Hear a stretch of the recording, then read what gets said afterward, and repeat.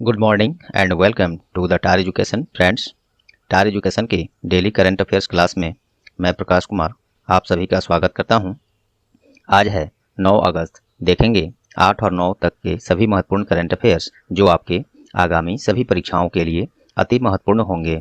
साथ में देखेंगे ज़्यादा से ज़्यादा एक्स्ट्रा फैक्ट्स जो आपको औरों से आगे रखेगा।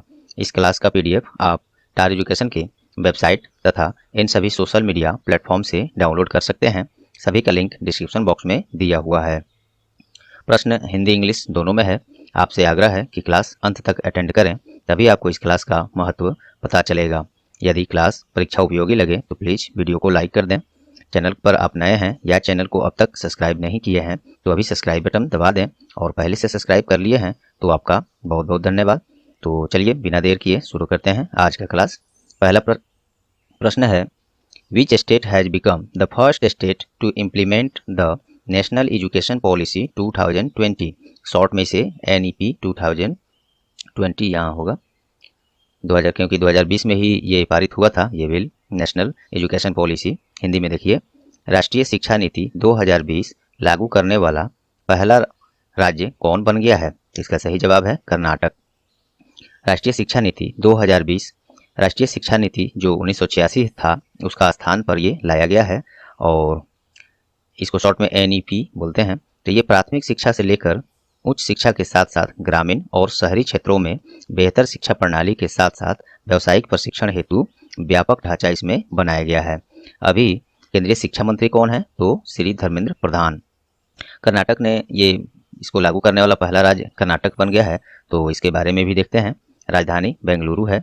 मुख्यमंत्री बसवराज बोमई हैं जो हाल ही में शपथ लिए हैं, और राज्यपाल कौन है? थावरचंद गहलोत। चलिए अब बाकी ऑप्शन देखते हैं। उड़ीसा क्यों न्यूज में रहा है? तो उड़ीसा का जो राजधानी है भुवनेश्वर, तो ये 100% कोविड-19 टीकाकरण पूरा करने वाला भारत का पहला शहर बन गया है उड़ीसा का भुवनेश्वर। देखिए यहाँ पे 100% कोविड-19 टीकाकरण पूरा करने वाला भारत का पहला शहर भुवनेश्वर बन गया है, और ये अपने शहर जो भुवनेश्वर है पूरे शहर को वैक्सीनेट तो किया ही है, साथ में अन्य 1 लाख प्रवासी कारीगरों और वर्कर्स को भी इसने टीकाकरण किया है। साथ में एक वेरी इंपॉर्टेंट पॉइंट देखिए, ये वेयान, ये जम्मू कश्मीर के वांदीपुरा जिले का एक गांव है जो सभी वयस्कों को कोविड-19 का टीका लगाने वाला भारत का पहला गाँव बन गया है। तो जिस तरह से ये प्रश्न है उसी तरह ये पॉइंट भी अलग से काफ़ी महत्वपूर्ण है, इस पर ध्यान देंगे, याद रखेंगे। उत्तराखंड ये क्यों न्यूज में रहा है? तो उत्तराखंड अपना पहला ट्रांसजेंडर ID हाल ही में निर्गत किया है। उत्तराखंड इसलिए न्यूज में रहा है, ट्रांसजेंडर ID निर्गत किया है उत्तराखंड सरकार ने। उत्तराखंड का राजधानी कहाँ है? 2 ठो है, एक है देहरादून विंटर सीजन के लिए, एक है गैरसैंण समर सीजन के लिए। उत्तराखंड के मुख्यमंत्री कौन है? पुष्कर सिंह धामी, ये भी हाल ही में बने हैं, और राज्यपाल बेबी रानी मौर्य हैं। चलिए असम के बारे में देखते हैं। असम न्यूज में है। राज्य में ये न्यूज था एक कि विश्व का पहला जेनेटिकली मॉडिफाइड रबर का पौधा किस राज्य ने लगाया है? विश्व, ये भी देखिए, ये भारत का नहीं बल्कि विश्व का, ये विश्व स्तर पर ये काम हुआ है अपने भारत का राज्य असम के द्वारा। विश्व का पहला जेनेटिकली मॉडिफाइड रबर, जिसे हिंदी में बोलेंगे अनुवांशिक रूप से संशोधित रबर का पौधा किस राज्य में लगाया गया है? असम राज्य में। और ऐसा करने वाला ये विश्व का पहला राज्य या जगह कहिए, क्योंकि भारत में तो राज्य हो गया, विश्व स्तर पर ये कहा जाएगा तो भारत में कहा जाएगा। तो ये जेनेटिकली मॉडिफाइड रबर का पौधा विश्व में पहली बार असम में लगाया गया है। असम का राजधानी दिसपुर है, और मुख्यमंत्री यहाँ भी नए मुख्यमंत्री बने हैं। क्या नाम है? हिमंता बिस्वा शर्मा। और गवर्नर कौन है? राज्यपाल प्रोफेसर जगदीश मुखी। तो इस एक प्रश्न से देखिए इतने सारे फैक्ट्स, और ऑप्शन में भी, विद ऑप्शन के अंदर भी कितने सारे फैक्ट्स आपको देखने को मिला। उम्मीद करता हूँ इस तरह का क्लास आपको परीक्षा उपयोगी लगेगा, पसंद आएगा। यदि लगे तो बिल्कुल लाइक और शेयर जरूर करें। चलिए अगला प्रश्न है, हाल ही में टोक्यो ओलंपिक 2020 में भारत के तरफ से सबसे पहला स्वर्ण पदक किस खिलाड़ी ने जीता है? तो ये जीते हैं नीरज चोपड़ा जी कहा जाएगा, क्योंकि बहुत गर्व की बात है। ओलंपिक में कांस्य पदक भी जीतना एक बहुत बड़ी उपलब्धि है। इन्होंने तो स्वर्ण पदक जीता है, गोल्ड मेडल जीता है। तो नीरज चोपड़ा ये भाला फेंक से संबंधित हैं। देखिए ये पहली बात ये हो रही है कि जो इस बार हो रहा है टोक्यो ओलंपिक, हालांकि 8 अगस्त तक था, कल ही तक था, खत्म हो गया।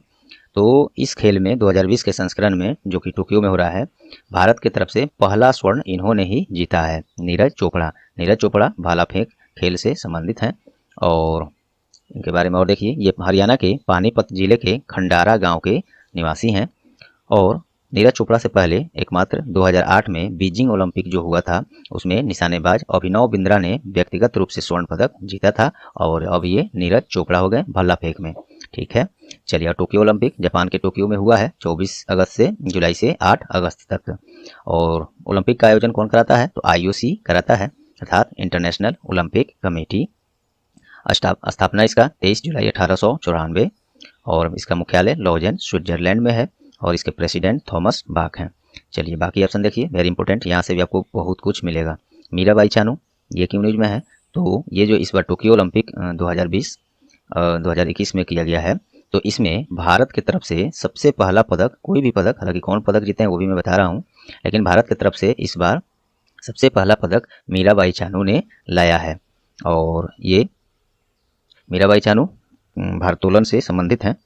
चलिए तो अगला ऑप्शन देखिए, मोमीजी निशिया, ये क्यों न्यूज में है?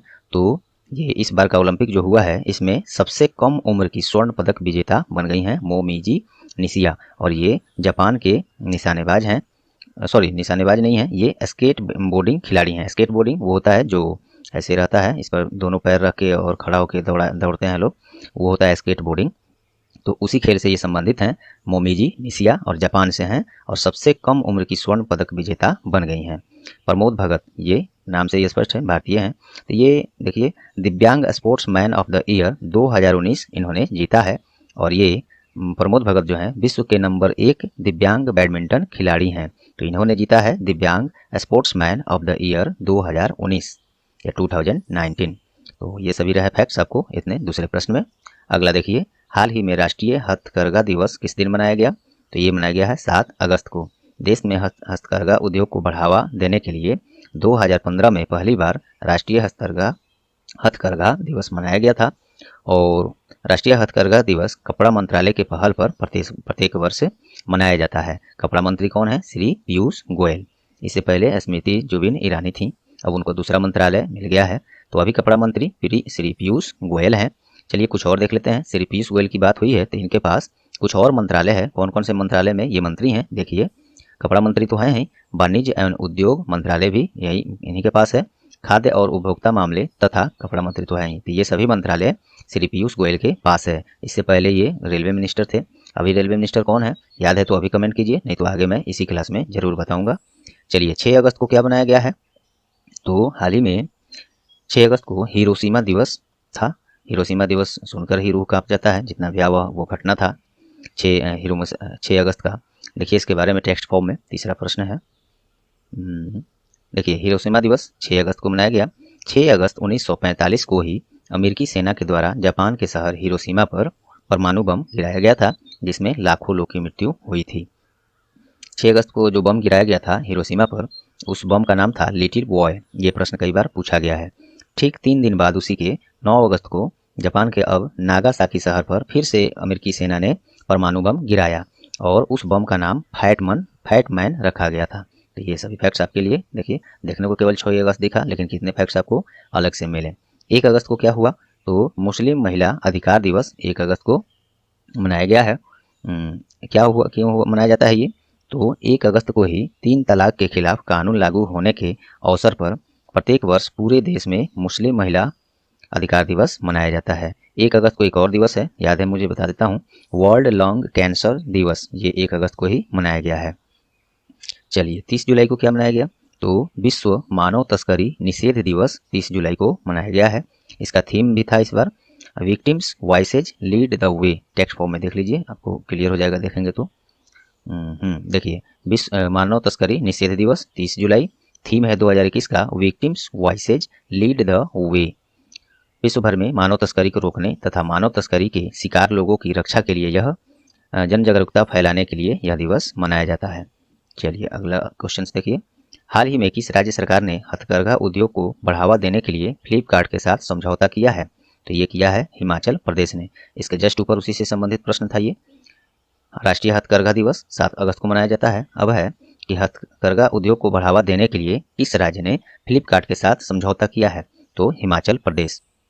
हिमाचल हथकरघा दिवस के अवसर पर हिमाचल प्रदेश सरकार ने राज्य में हथकरघा उद्योग को बढ़ावा देने और ऑनलाइन बिक्री के लिए ई कॉमर्स कंपनी फ्लिपकार्ट के साथ समझौता किया है। हिमाचल प्रदेश ने किया है। तो देखिए, हिमाचल प्रदेश का 2 राजधानी है, शिमला समर सीजन के लिए और देहरादून विंटर सीजन के लिए। मुख्यमंत्री जयराम ठाकुर हैं और राज्यपाल वहाँ नए बने हैं, राजेंद्र विश्वनाथ अर्लेकर।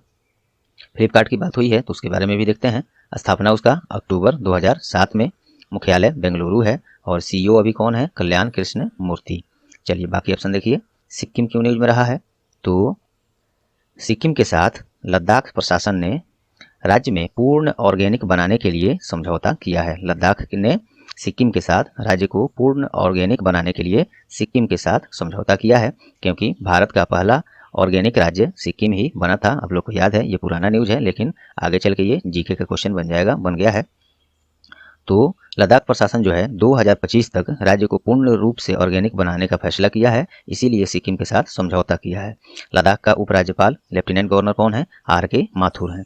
झारखंड, ये क्यों न्यूज में है? तो झारखंड सरकार ने वर्ग 1 से 12 तक के विद्यार्थियों के लिए फ्री ऑनलाइन क्लास कराने के लिए दूरदर्शन के साथ समझौता किया है। झारखंड का राजधानी रांची है, मुख्यमंत्री हेमंत सोरेन है और राज्यपाल रमेश बैस हैं जो कि नए बने हैं। उड़ीसा, ये क्यों न्यूज में है? तो इंडियन ऑयल कॉरपोरेशन लिमिटेड ने पारादीप प्लास्टिक पार्क को विकसित करने के लिए उड़ीसा के साथ समझौता किया है। उड़ीसा का राजधानी भुवनेश्वर है, मुख्यमंत्री नवीन पटनायक, गवर्नर गणेशी लाल हैं। चलिए, उम्मीद करता हूँ ये पसंद आ रहा होगा आपको ये क्लास। अगला देखिए, देश में कौशल विकास योजनाओं को सुलभ बनाने के लिए कौन सी पोर्टल लॉन्च की गई है? तो ये है PM दक्ष। PM प्रधानमंत्री का शॉर्ट है, शॉर्ट नहीं, PM दक्ष। ये कौशल पोर्टल लॉन्च किया गया है कौशल विकास योजनाओं को सुलभ बनाने के लिए, जिससे कि सभी युवा लाभान्वित हो। चलिए, तो PM दक्ष देश में युवाओं के लिए आसानी से कौशल विकास प्रशिक्षण कार्यक्रम के लिए सामाजिक न्याय अधिकारिता मंत्रालय तथा राष्ट्रीय ई गवर्नेंस डिवीजन के संयुक्त प्रयास से PM दक्ष पोर्टल और इसी के साथ मोबाइल ऐप भी लॉन्च किया गया है। सामाजिक न्याय अधिकारिता मंत्रालय के सहयोग से है ये। तो कौन है इसके मंत्री? अभी डॉक्टर वीरेंद्र कुमार। बाकी ऑप्शन देखिए, मेरी गॉव मेरी सरकार, अर्थात मेरी गवर्नमेंट माई वही गवर्नेंस हो जाएगा, यहाँ गवर्नमेंट हो जाएगा। मेरी गॉव मेरी सरकार, ये पोर्टल या इस पहल जो कहिए, इसको किसने लॉन्च किया है? तो ये उत्तर प्रदेश सरकार ने मेरी गॉव मेरी सरकार पोर्टल लॉन्च किया है। क्या होगा इसमें? इसका उद्देश्य राज्य सरकार के साथ आम नागरिकों के जुड़ाव को और बढ़ाना है तथा राज्य सरकार द्वारा चलाए जा रहे योजनाओं पर आम नागरिकों की राय लेने के लिए, एकत्रित करने के लिए और फिर से और उसमें सुधार करने के उद्देश्य से यह पोर्टल लॉन्च किया गया है उत्तर प्रदेश सरकार के द्वारा। उत्तर प्रदेश का राजधानी लखनऊ है, मुख्यमंत्री योगी आदित्यनाथ हैं और राज्यपाल आनंदीबेन पटेल हैं। हमदम, ये क्या है? तो हाल ही में ईरान के द्वारा, जो कंट्री है, ईरान के द्वारा मैच मेकिंग ऐप हमदम लॉन्च किया गया था। मैच मेकिंग ऐप जैसे हम लोग के यहाँ मैट्रिमोनी, शादी.com, ये सभी ऐप हैं, पोर्टल हैं जो दो दिलों को एक साथ करता है। अनजाने लोगों को काफ़ी फ्रॉड भी उसमें होता है, आप लोग चक्कर में ना पड़े शादी.com के बारे में। तो देखिए, ईरान के द्वारा ये मैच मेकिंग ऐप हमदम लॉन्च किया गया है। हुआ ये कि ईरान सरकार ने एक रिपोर्ट जारी किया जिसमें देखा गया कि ईरानी महिलाओं में के प्रजनन दर में 25% की कमी आई है। इसी को दूर करने के लिए वहाँ की सरकार ने हमदम ऐप लॉन्च किया है। ईरान की राजधानी तेहरान है, ईरान की मुद्रा ईरानी रियाल है। चलिए, अगला है जन सहायक आपका सहायक। ये एक मोबाइल ऐप है। ये हरियाणा सरकार के द्वारा लॉन्च किया गया है, जन सहायक आपका सहायक। इसमें क्या होगा? तो हरियाणा सरकार के सभी योजनाओं को जनता तक आसानी से पहुंचाने का एक जरिया है जन सहायक आपका सहायक। हरियाणा का राजधानी चंडीगढ़ है, मुख्यमंत्री मनोहर लाल खट्टर हैं और इसके राज्यपाल कौन है? आप लोग जरूर इसको कमेंट में बताएं। चलिए, तो ये इतना क्वेश्चन MCQ फॉर्म में हम लोग ने देखा। आगे हम लोग अभी भी बहुत क्वेश्चन हैं, सभी वेरी इंपॉर्टेंट हैं, आप बने रहें। हम लोग यहाँ से विद एक्स्ट्रा फैक्ट के साथ वन लाइनर फॉर्म में इसको फटाफट देखते हैं।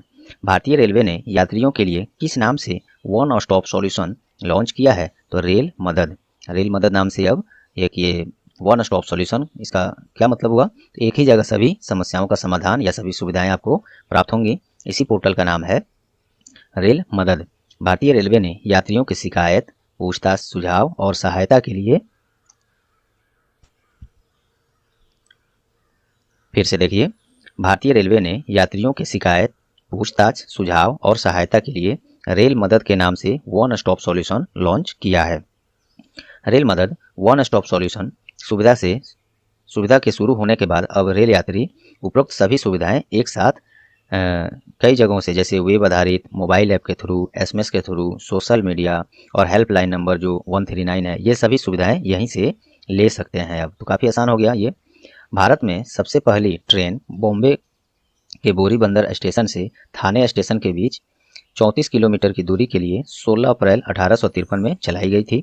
ये रेलवे की बात हुई है तो रेलवे से कुछ फैक्ट्स ये हम लोग जान लेते हैं। और रेलवे बोर्ड की स्थापना 1905 में हुई थी। और भारत के पहले रेल मंत्री कौन थे? जॉन मथाई थे।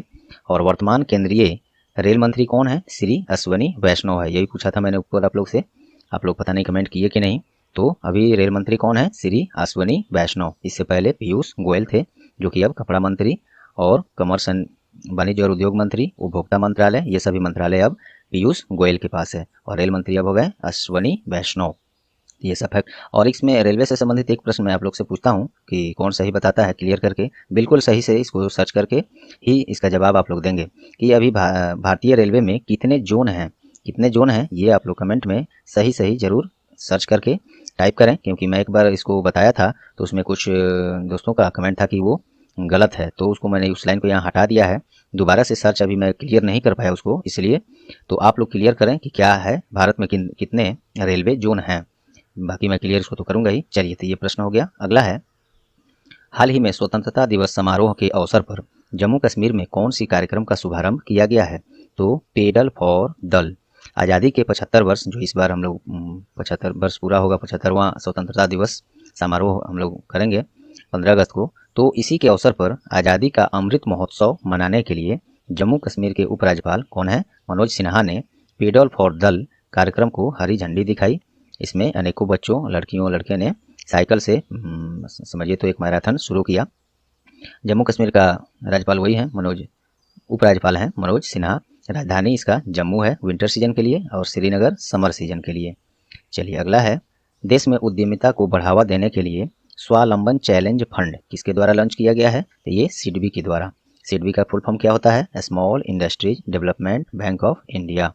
देश में उद्यमिता को बढ़ावा देने के लिए, उद्यमियों को ऋण उपलब्ध कराने के लिए सिडबी ने यूनाइटेड किंगडम के foreign Commonwealth and development office, ये इसके साथ समझौता करके मिलकर स्वावलंबन चैलेंज फंड का शुभारंभ किया है।